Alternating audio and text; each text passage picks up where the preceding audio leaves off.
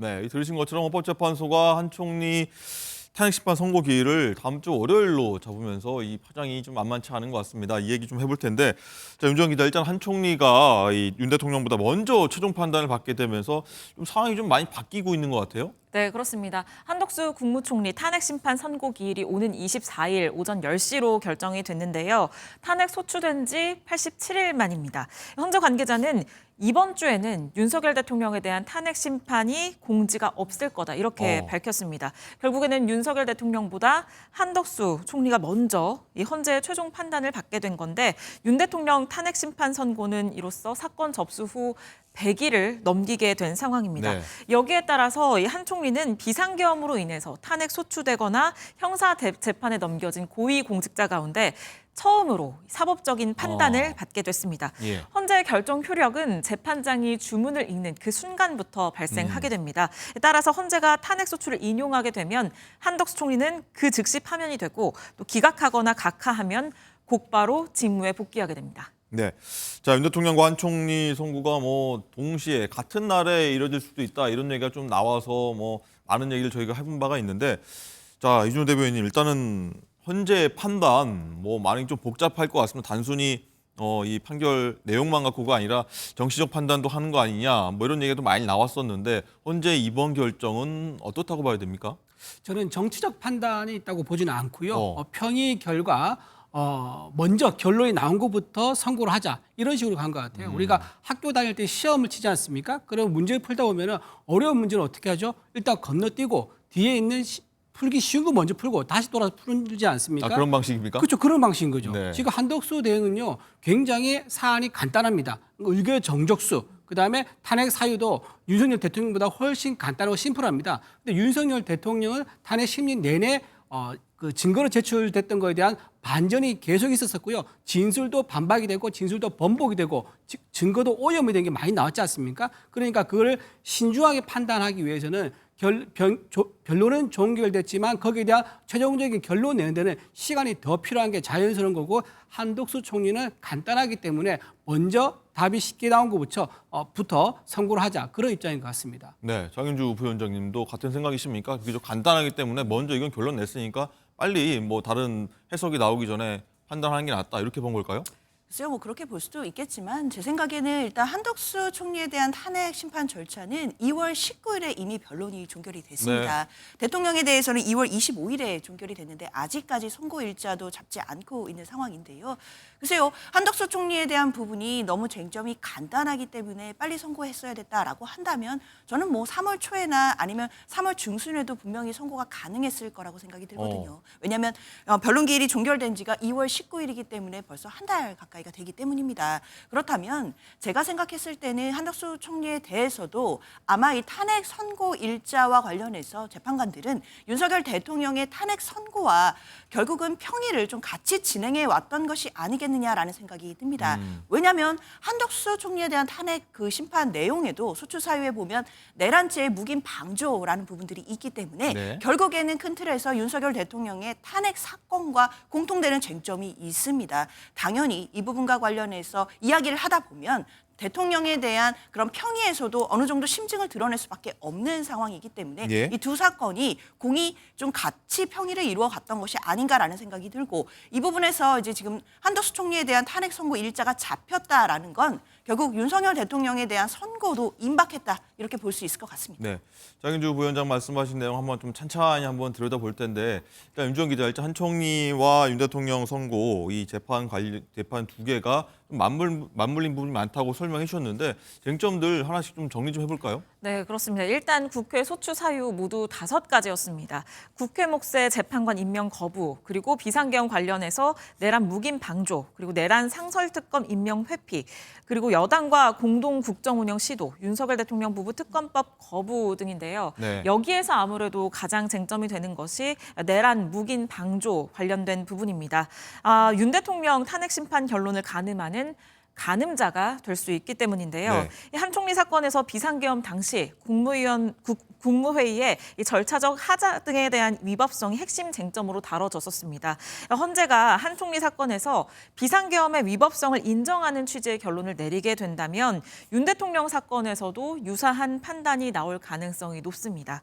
그런데 다만 그보다 앞서서 만약에 헌재가 탄핵소추 의결 과정에서 이게 적법하지 않았다라고 판단을 해서 각하 결정을 하게 된다면 뭐 이 부분에 대해서 헌재가 입장을 밝히지 않을 수도 있는데요. 왜냐하면 당시 기억하시겠지만 국회는 국무위원에 해당하는 의결 정족수 151명을 한덕수 총리 탄핵소추안 통과에 적용을 시켰었습니다. 그렇죠. 그리고 당시에 192명이 찬성을 해서 통과가 됐었거든요.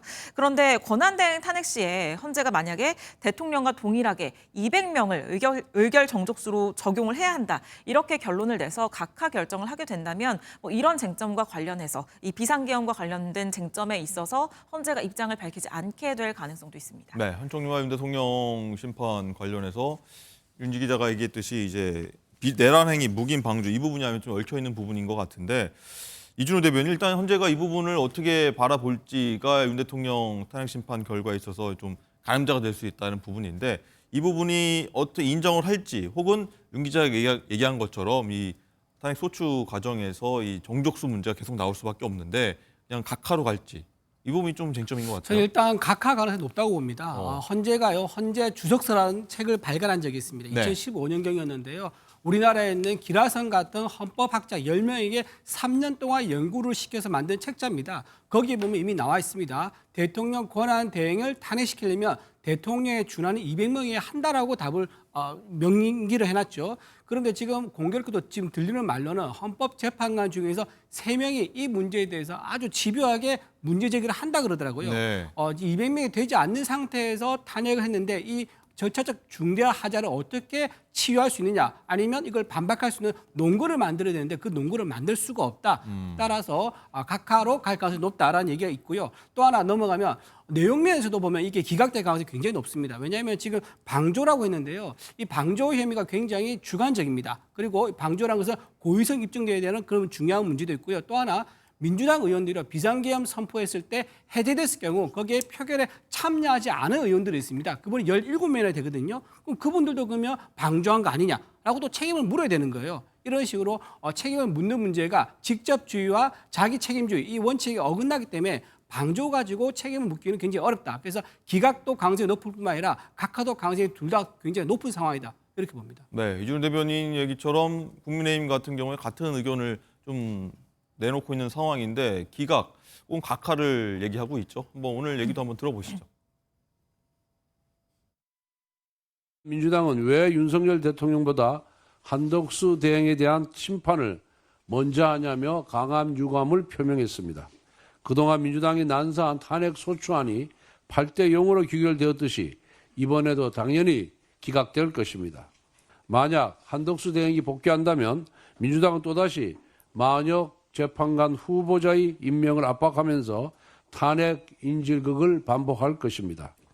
탄핵 중독이라는 집단 관계가 하루아침에 고쳐질 수가 없기 때문입니다. 이해할 수가 없습니다. 최우선 처리하겠다고 한 윤석열은 선고 일정조차 잡히지 않았는데 한덕수 총리 먼저 선고를 한다니 이를 납득할 국민이 얼마나 되겠습니까? 오늘 바로 선고기일을 지정하고 가장 빠른 날에 윤석열을 파면함으로써 헌정질서 수호라는 본연의 책무를 다하기를 거듭 촉구합니다. 네, 장윤주 부위원장님 일단 보면은 국민의힘에서는 이거 절차가 잘못됐기 때문에 탄핵소추 절차가 잘못됐기 때문에 이거 기각이고 뭐고 볼 것도 없이 각하다 이렇게 말씀하고 계시거든요. 네. 어떻게 보십니까? 글쎄요, 뭐 정족수 관련해서 각하가 나올 것이다, 뭐 이런 예측도 일각에서 나오는 것 같은데요. 만약에 저는 각하가 나온다 할지라도 8대 0으로 각하가 될 것 같지는 않거든요. 만약에 결국 최종 주문이 각하라고 할지라도 뭐 소수의 반대 의견이나 별개의 의견 분명히 있을 것 같고요. 예. 결국 헌법재판소가 본안에 들어가서 한덕수 총리에 관련된 탄핵 소추 사유를 검토하는 내용들이 결정문에 들어 있을 거라고 생각합니다. 그렇다면 일단 가장 중요한 건 윤석열 대통령의 대통령의 탄핵 선고의 결과를 예고편처럼 볼 수 있는지 이 여부일 텐데요. 그렇겠죠. 그런데 한덕수 총리에 대해서 이 내란의 방조 묵인 부분이 분명히 소추 사유에 들어가 있고 이 부분을 본안에서 재판관들이 검토를 한다라고 한다면 저는 관련해서 윤석열 대통령과 좀 그 결과를 예측할 수 있는 부분들이 결정문에 담길 거라고 분명히 생각이 듭니다. 네. 그리고 이제 뭐 한덕수 총리가 뭐 기각이 되어서 뭐 복귀를 한다라고 하더라도 그 기각 결정이 아무런 위헌 위법 사유가 없기 때문이 아니라 위헌 위법 사유가 있더라도 파면할 만한 중대한 사유가 아니다라는 부분이 덧붙여 있을 것이라는 예측이 들기 때문에 사실은 이 결론만 두고 뭐 기각이다, 각하다 이것만으로 뭐 한덕수 총리의 그동안의 모든 행위가 면죄부를 받는다 이렇게 보기는 어려운 것 같거든요. 그렇기 때문에 일단은 인용 가능성이 가장 높다고 봐야 될 것 같고 만약에 기각이 된다라고 하더라도 본안을 다투어 본 후에 아마 중대한 사유가 없다 정도로 나오지 않을까라고 예측이 됩니다. 뭐 추가로 질문 드리면은 일단 뭐 각하가 나온다고 하면은 그 안에서 별개나 소수 의견이 있을 수도 있다고 말씀하셨는데 어떤 내용이 혹시 담길 수 있습니까? 그 경우에는? 일단 본안을 들어가 본다라는 것은 한덕수 총리가 결국 내란 행위에 묵인 방조가 있었는지 그리고 비상계엄 직전에 열렸다는 그 국무회의의 성질에 대해서 아마 검토할 내용이 들어갈 것입니다. 그런데 이 국무회의의 성질이 어떠냐에 따라서 사실 윤석열 대통령이 비상계엄 선포할 때 헌법상 절차적 요건을 갖췄는지 여부와 직결되는 것입니다. 만약에 국무회의가 한덕수 총리가 계속 주장해 오는 것처럼 사실상 국무회의라고 할 수 없다라는 취지의 주장을 헌법재판소가 받아들인다라고 한다면 사실상 대통령이 비상계엄을 선포했을 때 헌법에 정해져 있는 국무회의를 거치지 않았다라는 것을 인정할 볼 수밖에 없기 때문에 그렇다면 대통령의 탄핵이 인용될 가능성이 한 차례 높아진다라고 볼 수밖에 없을 것 같습니다. 자, 이준우 대변인님. 네, 저는요 지금 굉장히 유사한 형태를 띠고 있거든요. 한덕수 대행에 대한 탄핵과 윤석열 대통령 탄핵 그 유사한 부분의 한 부분이 뭐냐면은 껍데기라는 겁니다. 무슨 말이냐? 탄핵을 했을 때 내란죄를 가지고 탄핵했는데 윤석열 대통령이 어떻게 했죠? 탄핵을 시켜놓고 내란죄를 철회했습니다. 한 80% 되는 혐의가 있는 거죠. 탄핵 소추안의 80%를 차지하는 내란죄를 빼버렸고요. 한덕수 권한대행도 마찬가지입니다. 한덕수 권한대행도 탄핵을 시켜놓고 나서 국회에 있는 탄핵소추 내린단에서 내란죄는 묻지 않겠다라면서 의견서를 다시 제출을 해요. 그러니까 그것도 똑같이 내란죄 혐의를 빼버린 거죠. 그래서 한덕수 권한대행 입장에서 무슨 입장이냐. 짜장면을 보내줬는데 짜장면을 다시 가져가고 단무지만 남아있는 상황인 거예요. 그런 상태에서 헌재가 어떻게 판단하겠습니까? 중요한 절차적 하자인 거죠. 그래서 한덕수 권한대행에 대해서 만약에 이 문제를 가지고 언급을 하면서 절차적 하자가 있다면서 각하나 기각을 내지 않습니까? 그러면 똑같은 논리로 윤석열 대통령도 동일세계 원칙을 위배한 탄핵 소추안에 대해서 각하 의견이 나올 가능성이 되게 높다 이렇게 봅니다. 네. 자, 민주당은 굉장히 좀 불만이 많은 것 같죠. 먼저 윤 대통령보다 앞서서 선고기를 잡았다는 것. 일단은 윤정 기자 좀 어떤 반응 나오고 있습니까, 민주당? 네, 야당은 강력한 유감을 표하고 있습니다. 말씀을 하신 것처럼 이 한덕수 총리에 대한 탄핵 소추안이 윤 대통령보다 더 늦게 국회에서 통과됐는데 네. 왜 먼저 선고가 나오는 것이냐. 이건 선입선출을 어긴 것이다. 이렇게 얘기를 하고 있고요. 또 민주당은 유감 표명을 넘어서 지금 헌재가 어떤 정무적 판단에 의해서 이런 결정을 하는 것 아닌지 이런 의구심까지 드러내고 있는 상황입니다. 네.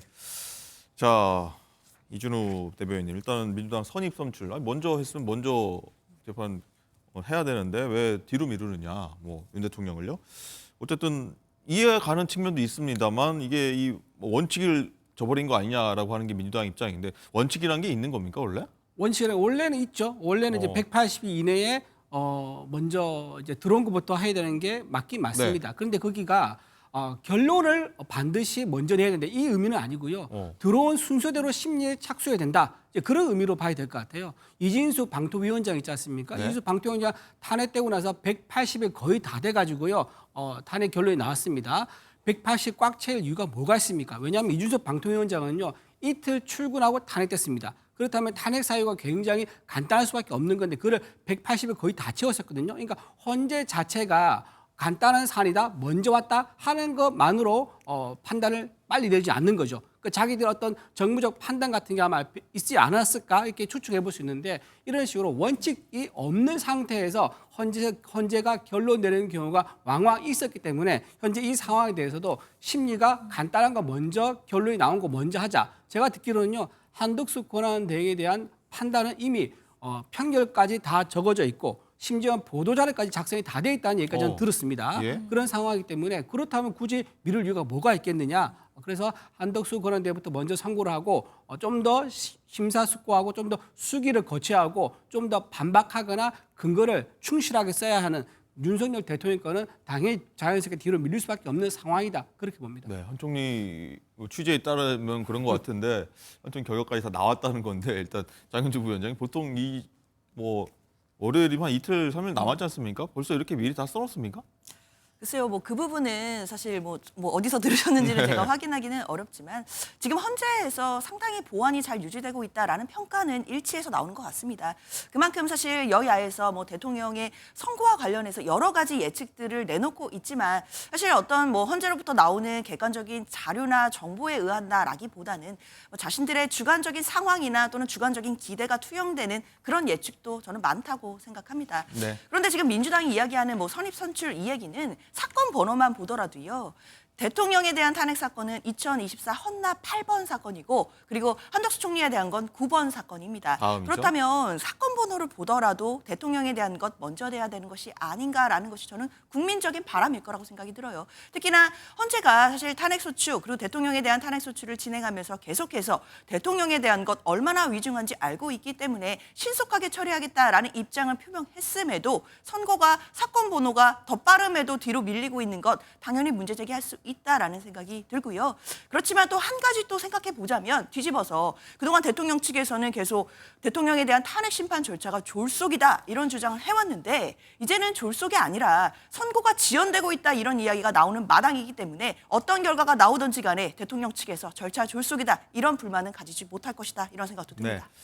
어쨌든 한 총리 먼저 선고일이 결정되면서 다음 주는 뭐 말 그대로 슈퍼위크 뭐 운명의 한 주가 될 거란 얘기가 벌써부터 많이 나오고 있는데 자, 윤정 기자님 보니까 뭐 월요일부터 뭐 수요일 뭐 그 이후 일정까지 굉장히 잡힌 일정들이 많아요. 화면 보시는 것처럼. 네, 그렇습니다. 저희가 캘린더로 좀 준비를 해봤는데요. 일단 월요일 날에 저희가 지금 계속 얘기하고 있는 한덕수 국무총리에 대한 탄핵 선고가 있고요.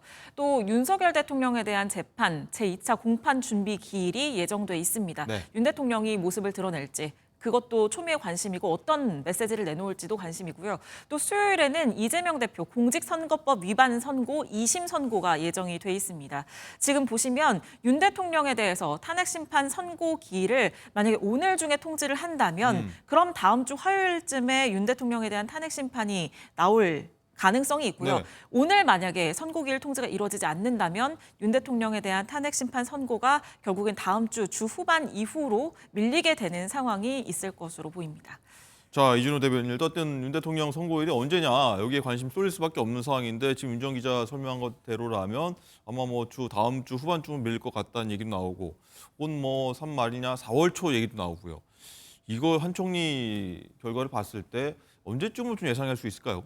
저는요 지금 현재 헌재 앞에 많은 시민들이 모여가지고 집회를 하고 있죠. 이런 시위도 하고 있고요. 근데 이렇게 헌재가 이재명 대표의 선고와 윤석열 대통령의 헌재 선고를 붙여서 하지는 않을 것 같아요. 왜냐하면 그렇게 했을 경우 결과가 양측에서 어떻게 나오든 간에 뭐 이재명 대표 입장에서 유죄나 무죄냐, 그다음에 윤석열 대통령 입장에서는 이제 기각이냐 아니면 이제 인용이냐 요 문제겠죠. 네. 어떤 식으로 나오든 간에 양 진영에서 좀 흥분을 하거나 좀 그럴 가능성이 높습니다. 혹은 뭐 떨어뜨리면 또 그만큼 또 갈등의 시간이 또 있을 그렇죠. 수도 근데 있고요. 그렇지만 반대로 떨어뜨려 놓으면 예. 좀 이게 시간이 지나면서 좀 더 서서히 먼지가 깔아앉듯이 갈등이 좀 완화될 수 있다. 완화되고 쿨다운 될 수는 있죠. 예. 근데 이렇게 바짝 붙여가지고 결론을 내버리면요 오히려 우리 사회 지금 정서가 국내 정서가 또 국제 정서가 좀 불안정하다 이런 얘기가 나오고 있는데 네. 헌재가 붙여가지고 과연 하겠느냐 시민들한테 좀 그 소화를 하고 쿨다운 시킬 수 있는 그런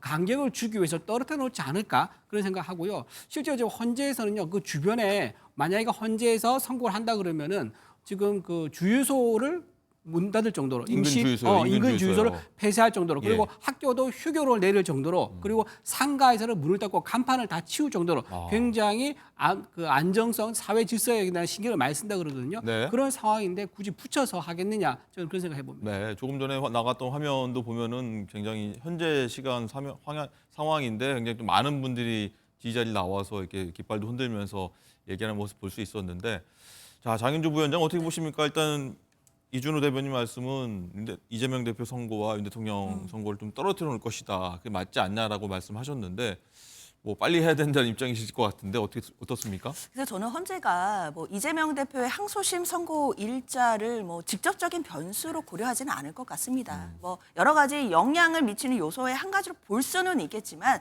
사실 큰 변수는 아닐 것 같다라는 생각이 들고요.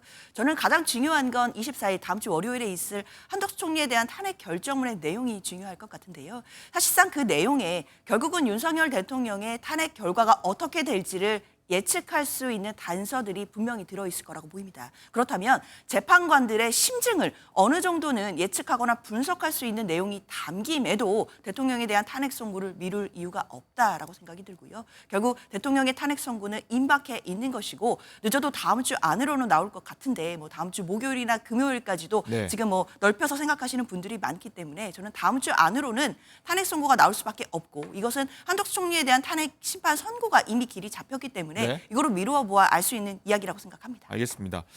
자, 이런 가운데 민주당은 최상목 대통령 권한대행 탄핵 추진은 그대로 강행하겠다. 이런 상황인데 절차와 시기는 좀 협의할 것으로 보이는 상황인데 일단 윤정 기자 일단 민주당이 최대행에 대한 탄핵 절차를 좀 개시하겠다라고 일단 입장을 밝힌 직후에 헌재가 이 상황에서 한 총리 선고를 잡으면서 일각에서는요 이 최대행 탄핵 카드 스텝이 좀 꼬였다 민주당 입장에서는 이런 얘기까지 나오더라고요. 네, 그렇습니다. 지금 사실상 최대행에 대한 탄핵안을 발의하기는 굉장히 어려워진 상황입니다.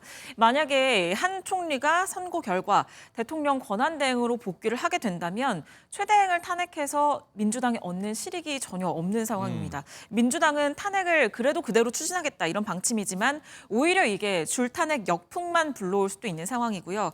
그렇기 때문에 우원식 국회의장도 이번에는 이 탄핵에 부정적인 입장을 밝힌 것으로 전해지고 있기도 합니다. 네. 특히 앞서 말씀드린 것처럼 이 한덕수 총리에 대한 이 탄핵안이 각하되게 된다면 의결 존속수의 문제로 각하되게 된다면 최대행 탄핵은 본회의 통과 자체가 어렵기 때문에 탄핵안 추진이 더 어려워질 것으로 보이고요.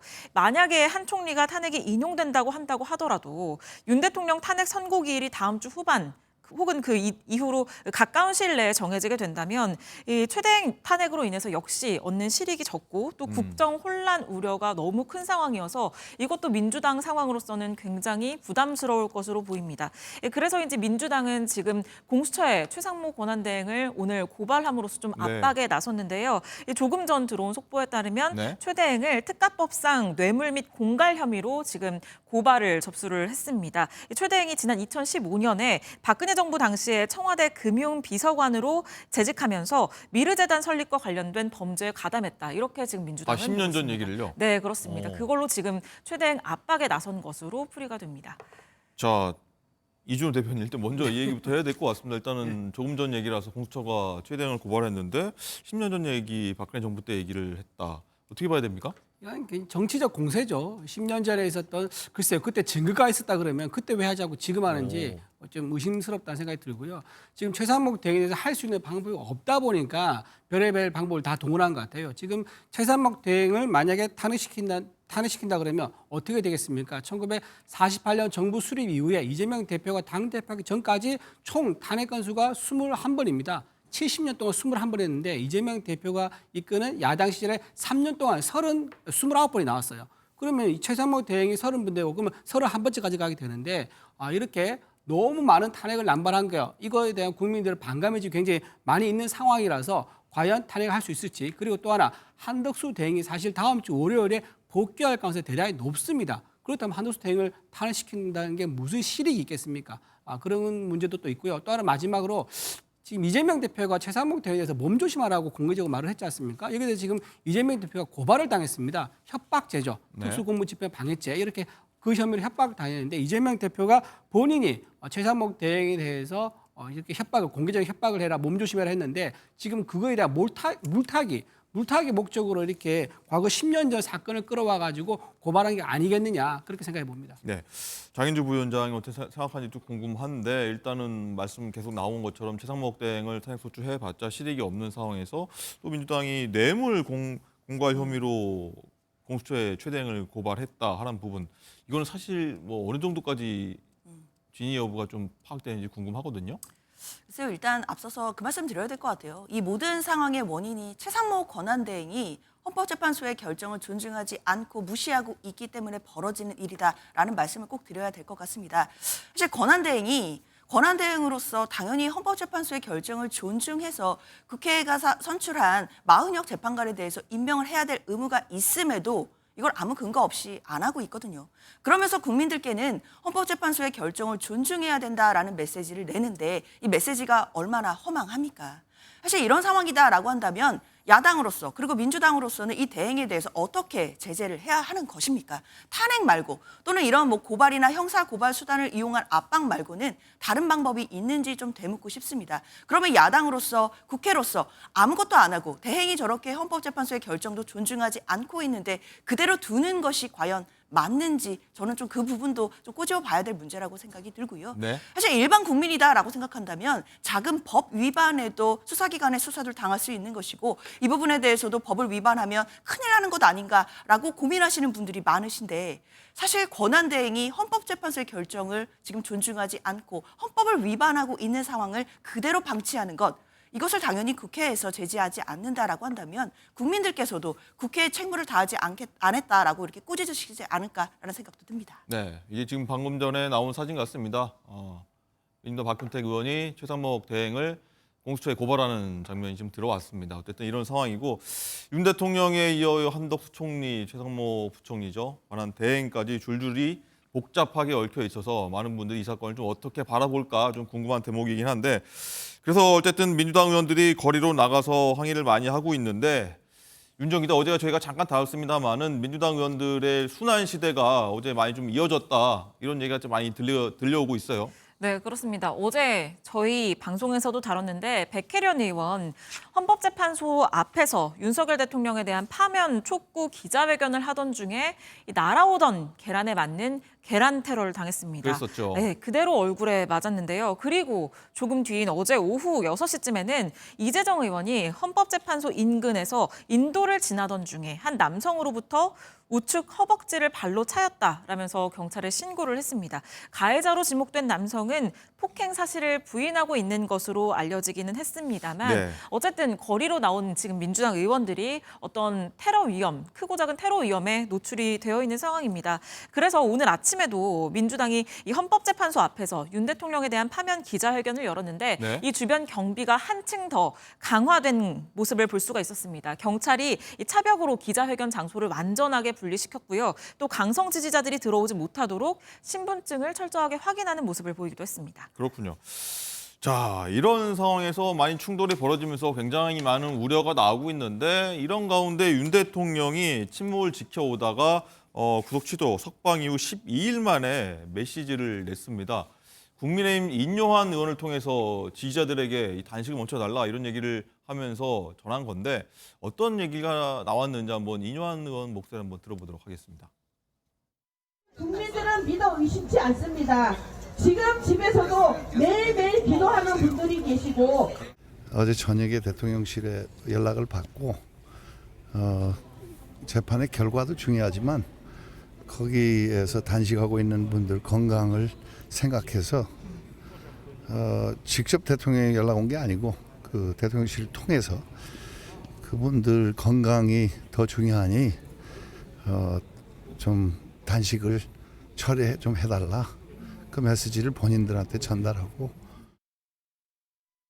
네, 윤 대통령의 메시지가 일단 나온 건데 윤정 기자 이 밖에도 더 다른 메시지가 나온 게 있습니까? 네, 좀 그 인요한 의원이 전달한 메시지를 좀 네. 더 자세하게 얘기를 해드리면 지금 헌재 앞에서 탄핵을 반대하면서 윤 대통령 지지자들이 23일째 단식 투쟁 중인데요. 이 지지자들을 향해서 탄핵 심판 결과가 아무리 중요해도 여러분의 생명보다 소중할 수 없으니 이 부디 단식을 멈추고 건강을 회복하기를 간곡하게 당부드린다. 이런 메시지를 전했습니다. 인 의원은 이 메시지 전달 경위에 대해서 바로 전날에 이 대통령실로부터 위로부터 윤 대통령의 뜻을 전달받았다. 이렇게 전했고요.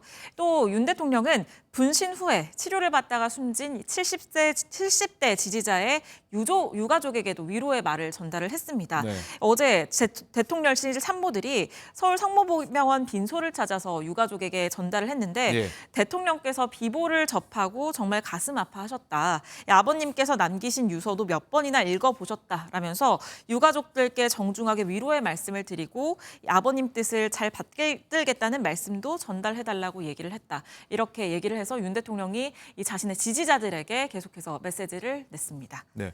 자, 이준우 대변인 일단은 걱정되니까 당연히 이런 메시지를 내는 거는 나올 수 있다고 보는데 또 이런 해석도 나옵니다. 뭐 선거 앞두고 여론전 혹은 뭐 지지층 결집 의도 아니냐 이런 얘기까지 좀 복합적으로 나오고 있는데 이 상황 자체를 좀 어떻게 판단하고 계십니까? 단식 같은 경우는요, 보통 아주 소수 약자들이 하는 마지막 수단이거나 또는 의사 표현을 할 때 좀 극단적으로 임팩트 있게 하기 위해서 하는 선택이 보통 됩니다. 단식 같은 경우는. 근데 그런 현재 이런 단식이 지금 양측에서 다 지금 하고 있는 상황인데 저는 이거 좀 바람직하지 않다. 자기 몸을 상하면서까지 또는 목숨까지 걸고 단식을 하면서 의사 표현하는 것은 좀 바람직하지 않다 얘기 들고요. 이런 식으로 단식이 서로 양쪽에서 있다 보면은요, 감정이 격해질 수밖에 없습니다. 단식하는 사람들 중심으로 모여들기 때문에 그럴 수 있죠. 좀 그런 건 자제해야 된다는 생각하고 또 물리적 충돌도 당연히 없어야 됩니다. 하지만 지금 이재명 대표도 그때 한 며칠 동안 칩거를 하다가 자맹을 하다가 어디에 갔죠? 광주에 있는 사망하신 분 유가족을 이제 위로한다고 찾아갔었습니다. 네. 이재명 대표도 아마도 자기를 위해서 의사 표현을 하다가 사망하신 분에 대한 애도를 표하는 것 같아요. 네. 근데 윤석열 대통령도 마찬가지죠. 자기를 위해서 목숨 걸고 저렇게 단식하고 있거나 또 이미 돌아가신 분도 있지 않습니까? 근데 윤석열 대통령은 이재명 대표와 다르게 지금 관제에서 나올 수 없는 상황인 거는 전 국민이 다 압니다. 그래서 윤석열 대통령이 저 유가족이라든가 단식하는 분한테 위로 메시지 보낸 거에 대해서 정치적 메시지다 이렇게 조금 해석하기에는 좀 무리가 있지 않겠느냐. 인간으로 당해야 할 도리를 했을 거다. 좀 그렇게 봅니다. 자, 그런데요. 장현주 부위원장 생각 좀 궁금한 부분이 이런 걱정의 목소리를 낼 수 있긴 하지만 더 중요한 게 민주당 입장에서는 이 선거 결과에 대한 승부 메시지를 내야 되는 거 아니냐 이렇게 얘기를 할 법 같아요. 그렇죠. 전 대통령의 메시지가 좀 두 가지 측면에서 좀 부적절하고 아쉬운 부분이 있습니다. 일단 첫 번째로는 자신을 지지해 주시는 분들이 단식을 하고 있거나 또는 생명을 잃으신 분들에 대해서는 당연히 안타까운 마음 표명할 수 있다라고 일견 이해는 됩니다. 다만 그 메시지가 자신을 지지하는 분들에게만 한정되어 있다라는 점은 상당히 실망스럽다라고 말씀을 드려야겠습니다. 사실 앞서도 얘기가 나왔지만 지금 탄핵을 반대하시는 분들 또 찬성하시는 분들 다 지금 단식을 이어가고 있고요. 특히 이제 진보 진영에서도 많은 분들이 단식에 참여를 해서 지금 건강을 해칠까 봐 우려하는 목소리들이 많이 나오고 있습니다. 이런 상황이라면 현직 대통령으로서 직무가 정지되어 있다고 하더라도 그리고 국민들을 향한 통합의 메시지를 내야 된다라는 측면에서 본다라고 한다면 본인을 지지하시는 분들에 대해서만 이런 걱정의 메시지를 낼 것이 아니라 지금 현재 시각 그러니까 극한의 대립으로 국민들이 분열되고 있는 부분에 대해서 책임을 통감하고 통합의 메시지가 좀 더 나와야 되는 것이 아닌가라는 아쉬움이 듭니다. 뿐만 아니라 지금은 지지자들에 대한 이런 걱정의 메시지 이런 부분도 중요하겠지만 더 중요한 건 결국 헌재 결정이 나오고 한다면 이 부분을 승복하겠다. 그 이후에는 국민 통합을 위해서 노력하겠다라는 메시지가 필요한 것 아닌가라는 생각이 들거든요. 아시다시피 지금 시민사회가 상당한 극한의 대립으로 양상으로 가고 있는 상황이고 이 부분을 정치권에서 어떻게 봉합할지가 큰 숙제로 남아있다라고 한다면 현직 대통령으로서 통합을 위한 메시지를 좀 더 내줬으면 하는 아쉬움이 많이 남습니다. 네, 이준우 대변인. 네, 그 윤석열 대통령 측은요 변호인을 통해서 몇 번이고 승복한다, 헌재 결과 승복한다 몇 번 냈습니다. 석동희 변호사 통해서 냈었고요. 또 윤석열 대통령도 최종 변론할 때 그 결과에 승복하겠다는 취지로 답변을 했습니다. 그리고 우리 국민의힘에서도 비대위원장과 원내대표회에서 공식적으로 승복한다 선언을 했습니다. 그리고 하나 말씀드리고 싶은 것은 이재명 대표는 그러면 과연 본인 재판 결과에 대해 승복하겠느냐, 승복선언을 지금 한다고 말을 거의 안 하고 있습니다. 말을 저는 안 한 걸로 알고 있고요. 또 실제로 언행이 일치하지 않는다라고 말씀드리고 싶은 게 오늘 또 뭐냐면 방송 인터뷰에서는 한 부분도 있고요. 네, 그렇죠. 그 방송에도 예. 그렇게 이제 모호하게 얘기가 있죠. 그리고 민주당에서 뭐라고 얘기하냐면 민주당 의원들은 입법을 했는데 그 허위사실 유포 있지 않습니까? 그거를 허용하는 입법을 하고요. 또 제3자 뇌물죄도 허용하는 입법을 했습니다. 이게 전부 다 공교롭게도 이재명 대표가 받고 있는 혐의입니다. 그러니까 이재명 대표가 재판이 만약 유죄가 나면 무죄로 바꾸는 그런 입법을 한 상황이다. 그리고 본인 재판에 대해서도 위헌 심판 제청을 한 상태다. 과연 정말로 본인 선고 나왔을 때 그걸 받아들일 준비가 되어 있느냐 이렇게 전부 다 뒤집거나 바꾸는 반대 의견을 내고 있는데 과연 승복 선언을 하겠느냐 저는 이재명 대표가 먼저 본인 헌재 결과에 대한 승복 선언도 하고 본인 재판 결과에 대한 승복 선언도 해야 그게 맞다 그래 봅니다. 네. 자, 여권 잠룡들 얘기로 한번 넘어가 볼 텐데 그 중에서도 명태균 게이트와 좀 엮인 오세훈 서울시장 얘기인데 어제 오 시장이 압수수색을 당했습니다. 검찰이 압수수색에 나선 건데 오 시장 같은 경우에는 이 기다리던 바다, 기다리던 절차다 이렇게 얘기를 했죠. 목소리 한번 들어보도록 하겠습니다. 네, 오늘 매우 기다리던 절차가 진행이 됐습니다. 제 휴대폰이 한 8개나 된다 이래가지고 그게 화제가 된 모양인데요. 제 전화번호는 하나입니다. 그러니까 그동안 한 10수년간에 걸쳐서 이용해왔던 휴대폰을 제가 하나도 버리지 않고 다 가지고 있었습니다. 어떤 경우에도 떳떳하게 투명하게 처신하겠다는 저 스스로에 대한 약속의 의미에서 네, 유정 기자 일단 오 시장 같은 경우는 며칠 전에 최근 이 토지 거래 허가구역 확대 네. 재지정 관련해서 후폭풍을 좀 시달리고 있는 상황에서 네. 압수수색까지 좀 당했는데 이 압수수색 영장 보면은 이 오 시장이 피의자로 적시돼 있다고 해요. 네, 그렇습니다. 일단 압수수색 대상은 오 시장의 공관과 시청 집무실 그리고 비서실 등이었는데요. 검찰이 오 시장에 대해서 강제 수사에 착수한 건 이번이 처음입니다. 네. 압수수색 영장에는 오 시장이 정치자금법 위반 혐의 피의자로 적시가 돼 있습니다. 여기에 대해서 서울시는 한 시민단체가 오 시장을 고발했기 때문에 피의자로 적시된 것이다 라면서 압수수색에 적극 협조했다고 밝혔고요. 이 압수수색 대상은 지난 2021년 서울시장 보궐선거 전과 이 명태균 의혹이 제기된 지난 9월부터 현재까지의 문서와 정보 등이었는데요. 서울시는 오 시장이 과거에 사용했던 휴대전화와 현재 사용 중인 휴대전화 그리고 이 컴퓨터와 태블릿 등도 검찰에 모두 제출했다고 밝혔습니다. 네.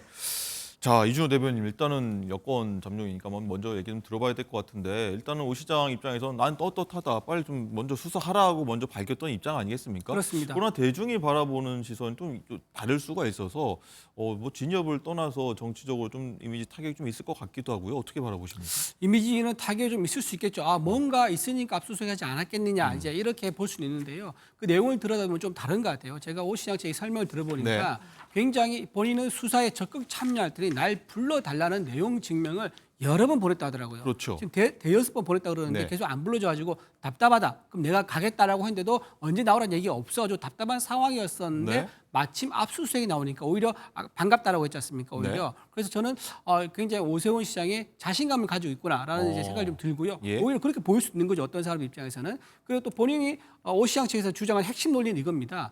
13건의 여론조사가 있었는데요. 그게 오세훈 시장은 본인뿐만 아니라 측근에게도 건너간 적이 없습니다. 13건 모두 전부 다 당시 당대표와 당시의 여의도 연구원장한테만 갔어요. 네. 그리고 그 비용은 오세훈 시장의 후원자라고 알려진 그분이 돈을 준 거고요. 근데 이 후원자라는 것은 이 여론조사에 대해서 명태균하고만 얘기를 했지 오 시장하고는 얘기를 안 했다 그러더라고요. 오 시장에게 뭐 온 건 없다. 직접적으로 온 그렇죠. 건 없다. 이런 내용인가요? 그렇죠. 오 시장은 이 과정이 일어난 자체 13건의 본인 관련된 여론조사 일어난 자체를 모르고 있는 상황이다. 주변부에서 일어난 일들이다. 그렇죠. 그리고 명태균 씨가 본인이 핵심적인 얘기를 했습니다. 그게 뭐냐. 오세훈 시장은 자기가 왜 서울시장 된지 모를 거다라고 말했거든요. 오 시장이 모르지 않습니까? 명태균 혼자 아는 사람 통해 가지고 돈을 받고 그 비용으로 조사해서 당대표와 여의도 연구원장 줬는데 오세훈 씨한테 어떻게 연결이 되겠습니까? 그래서 저는 오 시장 측에서 저기 자신감 내비친 이유가 아마 많은 국민들이 좀 오히려 더 좀 속시하게 듣지 않았을까 그런 생각 좀 해봅니다. 네, 장윤주 부위원장님 일단 변호사시니까요. 네. 그렇게 되면 일단 오 시장에 대한 소환 조사도 이뤄지게 되는 겁니까? 그렇죠. 일단 소환 조사, 그러니까 오세훈 시장에 대해서 직접 조사를 하지 않을 거라면 뭐 압수수색을 할 일도 없었을 겁니다.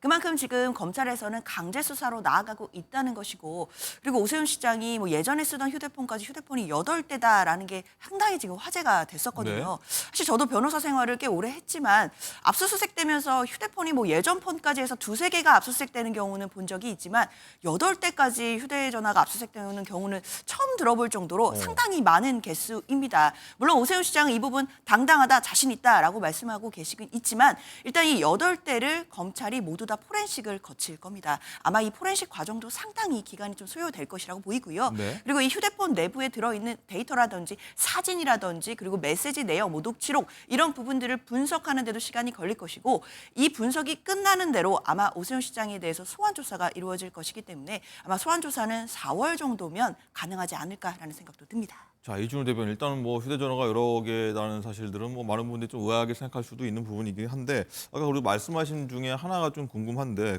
오세훈 시장이 검찰에 빨리 수사해 달라고 내용 질문 여러 차례 보냈다고 했지 않습니까? 네. 검찰이 왜 지금 이 시점에 수사에 들어가고 압수수색에 들어갔다고 보십니까? 지금 이 시점? 글쎄요, 아마 명태균 씨 관련된 좀 더 구체적인 진술을 좀 받은 것 같아요. 그리고 명태균 씨가 얘기하고 있는 진술에 좀 오히려 신빙성을 많이 두고 있는 것 같아요. 그럼 검찰의 판단인 거죠. 근데 오세훈 이제 시장을 불러서 조사를 하면 명태균 말이 맞구나 안 맞다고는 그때 판단할 수 있는 거죠. 근데 지금 현재에서는 검찰은 명태균 씨 맞다는 신빙성을 좀 더 가지고 신빙성을 좀 무게를 두고 있지 않냐 생각할 수 있는데요. 명태균 씨는 이미 과거에 사기 전적이 있는 사람 아니겠습니까? 창원시장 뭐 공무원에게 승진시켜주겠다면서 골프채하고 수천만을 받았었는데요. 그런 사기 전과가 있는 분이라서 글쎄 과연 검찰의 진술한 내용이 정말 진실을 얘기한 건지, 또 하나 정치인으로서 어떤 상처를 내기 위한 정치적 목적에 의해서 발언한 건지, 그거는 아마 조사를 하면, 수사를 하면 드러날 거다 그래 봅니다. 알겠습니다. 자, 그리고 오늘 마지막 조금 전에 들어온 영상 속보가 있어서 한번 처리를 해드리려고 하는데, 김성훈 대통령실 경호처 차장이 오늘 영장 실시 심사에 참석하기 위해서 법원에 들어갔는데 기자들과 문답이 이뤄졌다고 합니다. 어떤 내용 나왔는지 한번 들어보도록 하시죠.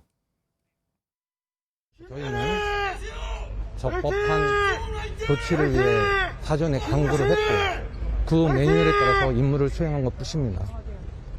대통령 지시 받고 영장 집행 방해하신 거 맞나요? 저희는 그 어떤 지시가 아니라 법률에 따라서 저희 경우 임무 수행을 한 것 뿐입니다. 그러면 그때 적법한 영장 집행이라고 보시지 않고 그렇게 저질하신 건가요? 잘 아시겠지만 영장의 적법 여부를 저희가 판단하지 않습니다. 사전에 영장 제시나 고지 없이 무단으로 정문을 손괴하고 침입했습니다. 침입했으면 저희는 당연히 막아야 되는 거 아니겠습니까? 압수영장, 체포영장 다 맞겠다는 메시지 보낸 거 사실인가요? 그런 메시지가 없었던데요.